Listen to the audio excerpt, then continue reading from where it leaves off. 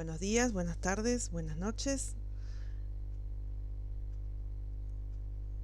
Vamos a hablar en esta clase de la capacidad y los mecanismos que se ponen en juego en el riñón para concentrar y diluir la orina.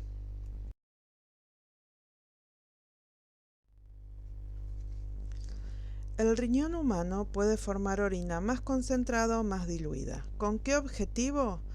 Preservar la cantidad estable de agua que necesita el organismo para mantener sus funciones, excretando el exceso o reteniendo cuando falta, y excretar el exceso de solutos.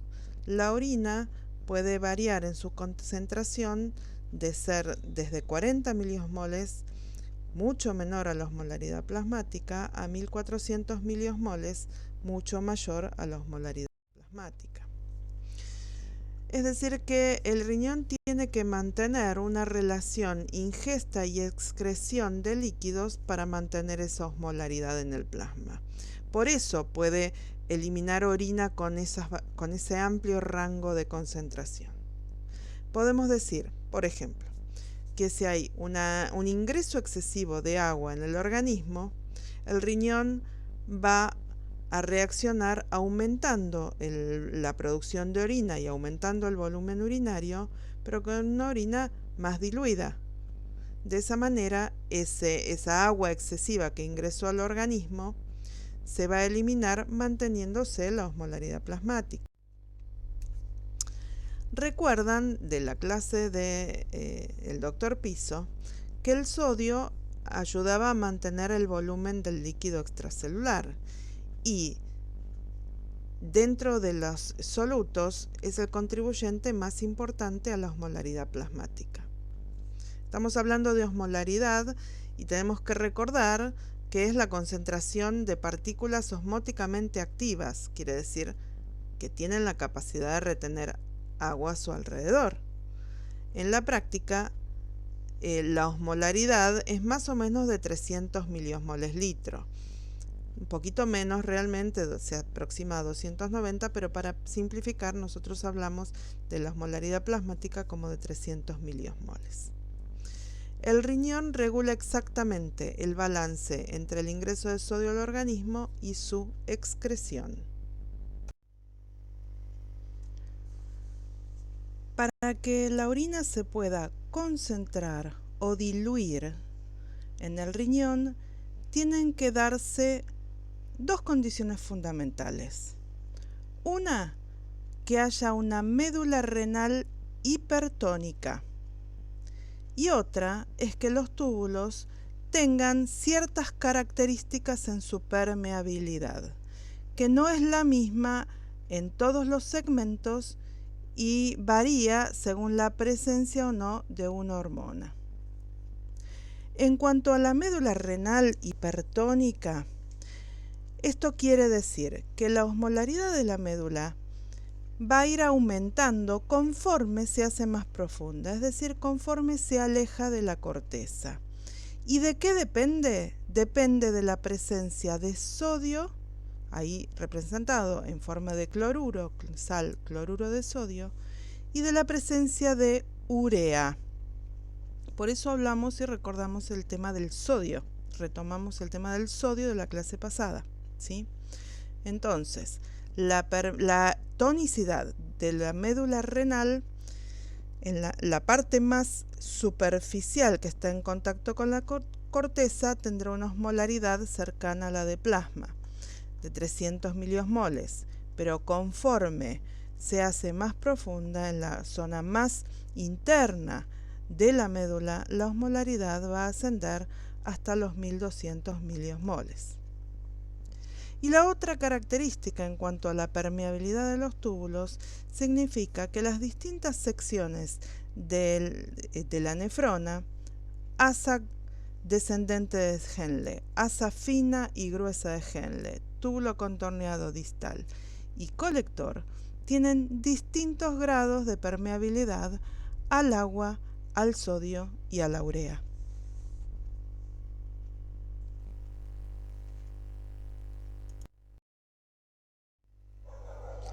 Acá vemos en este cuadro las características de cada parte de la nefrona en cuanto a su permeabilidad al agua y al cloruro de sodio. Fíjense que en cuanto al agua, el tubo contorneado proximal y el asa descendente son permeables al agua. En cambio, el asa ascendente no lo es. Y mucho menos, les voy a decir, el asa ascendente gruesa. Es completamente impermeable al agua. Ahora bien, el tubo contorneado distal y el colector no son permeables al agua, salvo que esté presente una hormona que es la hormona antidiurética. Esa hormona convierte estas secciones de la nefrona en permeables al agua. En cuanto al cloruro de sodio, por supuesto hay cierta permeabilidad en el tubo contorneado proximal, porque recuerdan que ahí se retenían lo mínimo indispensable que no se podía ir por orina porque el cuerpo lo necesita. Y en el asa de Henle hacia el tubo colector no hay permeabilidad al cloruro de sodio. Pero lo que sí hay desde el asa ascendente gruesa hacia el tubo colector es un transporte activo de sodio. Transporte activo quiere decir que existen mecanismos cotransportadores que gastan energía, que sacan el sodio desde el interior del conducto, en este caso del asa ascendente gruesa de Henle, hacia el intersticio. Y me refiero al asa ascendente gruesa porque es donde más concentrados están esos cotransportadores. Y vamos a ver por qué. La necesidad de mantener un intersticio medular hipertónico tiene que ver con lo que pueda hacer el riñón para concentrar y diluir la orina. Este intersticio medular hipertónico se mantiene gracias a un sistema llamado multiplicador por contracorriente, que está presente en el asa de Henle. Este mecanismo se basa en las diferencias de permeabilidades que hablamos recién, en el asa descendente y ascendente de Henle. El asa descendente es permeable al agua, pero impermeable al sodio. En cambio, el asa ascendente es impermeable al agua y permeable al sodio, por distintos mecanismos, por lo que absorbe solutos sin reabsorber agua. Vamos a ver cómo funciona esto. Este sistema de intercambio por contracorriente puede funcionar por la presencia de canales paralelos con flujos contrarios, que tienen un mecanismo de separación de agua y soluto. Y esto es lo que sucede en el asa de Henle de las nefronas yuxtamedulares. Paralelos al asa de Henle se encuentran los conductos colectores. Por los conductos colectores va a fluir el líquido que se equilibre con el intersticio. Esa va a ser la orina, más o menos equilibrada con el intersticio, que va a ser más o menos diluida. Y además hay un sistema vascular, el de los vasa recta, que también son con flujos contrarios y paralelos, que permite conservar la hipertonicidad del intersticio. Este mecanismo de contracorriente empieza generando una diferencia de concentración entre el interior del asa de Henle y el intersticio de 200 miliosmoles. Esto se realiza porque hay un sistema que hace salir el sodio de la porción gruesa del asa de Henle y lo hace salir hasta que se equilibra con el sodio que puede ingresar por difusión. Cuando se logra este equilibrio, se produce una diferencia de concentración de 200 miliosmoles. Veamos cómo.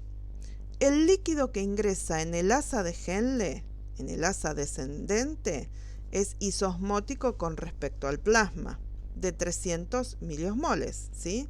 Así es la osmolaridad plasmática. ¿Cuándo y dónde era que se formaba este gradiente?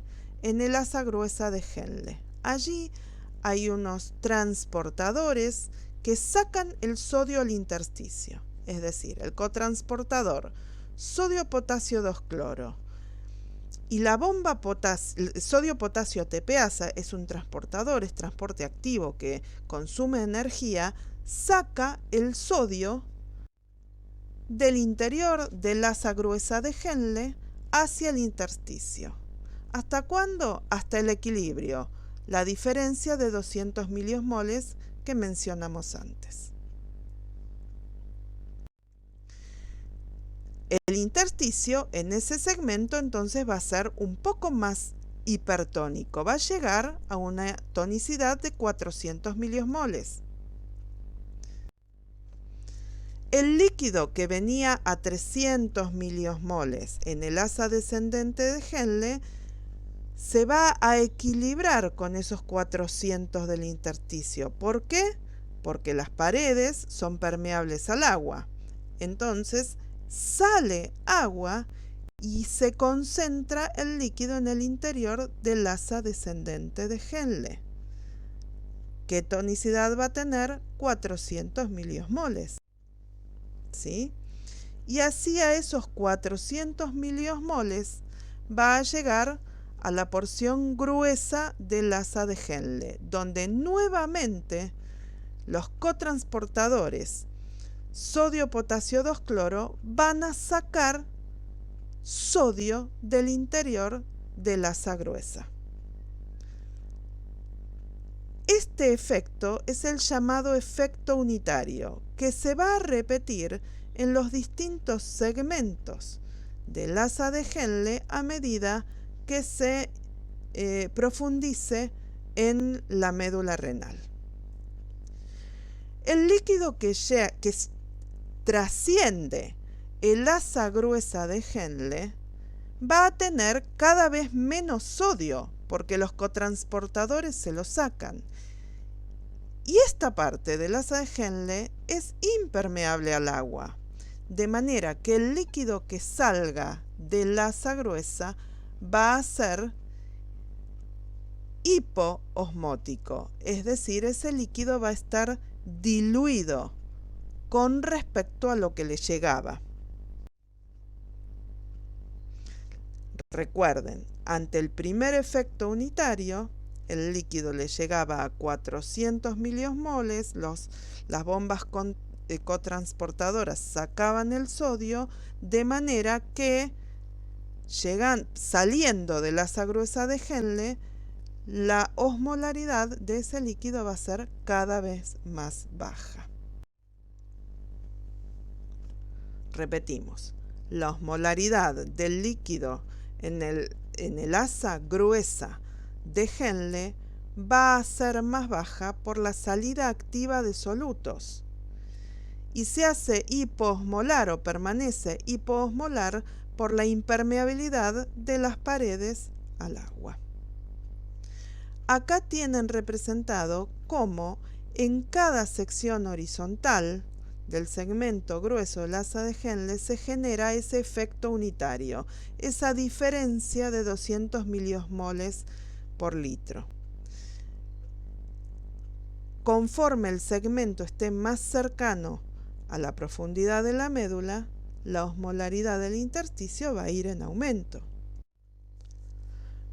Es por eso que este efecto unitario, que se repite segmento a segmento a medida que el asa de Henle se hace más profunda, se multiplica y se logra, repitiendo estos pasos, una osmolaridad del líquido intersticial en la profundidad de la médula de hasta 1200 miliosmoles por litro. En el caso de exceso de líquido en el organismo, el riñón va a emitir orinas bien diluidas porque lo que va a hacer es que se pierda ese líquido.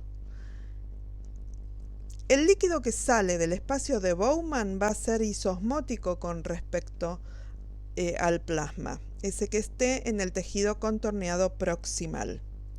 Si bien se va a ir concentrando conforme se profundice en la médula recorriendo el asa de Henle, recordemos que va a perder sodio por acción activa en el asa gruesa y se va a diluir dado que pierde sodio pero conserva el agua por la impermeabilidad al agua del asa gruesa de Henle. En el tejido contorneado distal y en el tubo colector se mantiene la impermeabilidad al agua, de modo que cada vez, y con el aporte de múltiples nefronas, cada vez se diluye más la orina. De esta manera se va a emitir más líquido que solutos.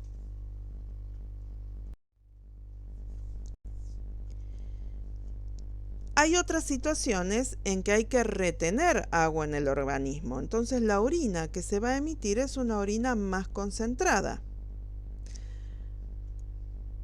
Recordemos entonces que el líquido que sale del Bowman en el tejido contorneado proximal va a ser isosmótico, 300 miliosmoles, se va a ir concentrando conforme se profundice, recorre el asa de Henle profunda, va a perder sodio por acción activa en el asa gruesa de Henle y va a llegar al tubo distal hipoosmolar. Y así va a llegar al tubo colector, pero ¿qué es lo que pasa? Aquí va a entrar a jugar la presencia de una hormona, que es la hormona antidiurética. Esta hormona se va a oponer a la salida de líquido. Entonces, en presencia de la hormona antidiurética, se va a permeabilizar la pared del tubo colector y del tubo contorneado distal y va a salir agua. ¿Hasta cuánto va a salir agua? Hasta que se equilibre el líquido dentro del distal y el colector con el intersticio. Y si el intersticio es hiperosmótico, entonces el líquido se va a equilibrar y la orina va a ser bien concentrada, hiperosmótica, igual que el intersticio.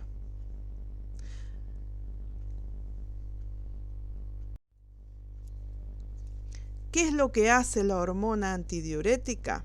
En principio, la hormona antidiurética está generada en una parte del sistema nervioso central, en el hipotálamo. Se libera según ciertos estímulos que mencionaremos, ahora les voy a mencionar otra diapositiva y que vamos a retomar en la clase de manejo de líquidos. Se acumula y libera desde la neurohipófisis. ¿Cómo actúa en el túbulo colector? La hormona antidiurética lo que hace es unirse a un receptor en la pared del túbulo colector y generar la liberación de vesículas con acuaporinas. Las acuaporinas son unos conjuntos proteicos que se asocian a la membrana de las células del túbulo colector y permiten el pasaje de agua. Abren canales de agua. Por eso, como ven en este esquema, las moléculas de agua atraviesan el túbulo colector pasando por los canales de acuaporinas. De esa manera salen al intersticio y son retomados por los vasos sanguíneos, en este caso los vasa recta.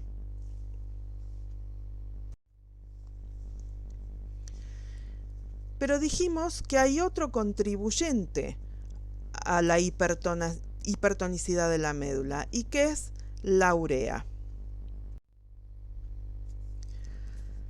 Dijimos que la urea era el otro contribuyente a la hipertonicidad medular porque recircula entre el intersticio, los túbulos y la sangre.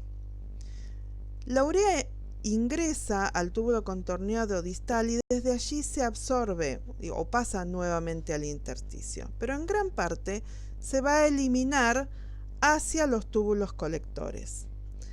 Por acción de la hormona antidiurética, y esto es más enérgico según haya más o menos hormona, la urea que llegó al túbulo colector sale junto con el agua al intersticio y desde ese intersticio reingresa al asa de Henle y a las ramas descendente y ascendente del asa de Henle, y también reingresa al torrente sanguíneo, a los vasa recta. De esa manera, el intersticio recibe grandes cantidades de urea, parte de la cual vuelve a ingresar en el sistema. ¿Cómo se mantiene permanentemente la hipertonicidad de la médula? No solo por esta acción de la salida de solutos por el ciclo de la urea, sino porque hay un sistema de vasos paralelos a las estructuras que mencionamos, que tienen un flujo también contrario con las siguientes características, que ingresan profundamente en la médula renal. Son básicamente paralelos al asa de Henle.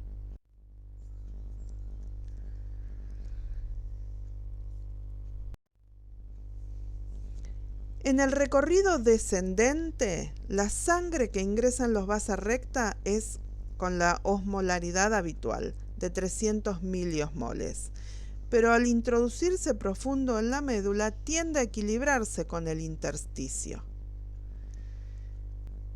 El agua sale entonces de esos capilares hacia el intersticio y los solutos concentrados en el intersticio difunden hacia los capilares. No se logra un equilibrio exacto por la velocidad de circulación sanguínea. En el recorrido ascendente, los solutos vuelven a salir y a ingresar agua conforme la sangre va saliendo del intersticio hipertónico hacia la zona más hipotónica. No se completa totalmente el equilibrio. La sangre que sale de la rama ascendente de capilar es un poco hiperosmótica y el volumen es ligeramente mayor. Se arrastra, o sea, se lleva a la vasa recta un poco de solutos y de agua, pero el gradiente osmolar se mantiene.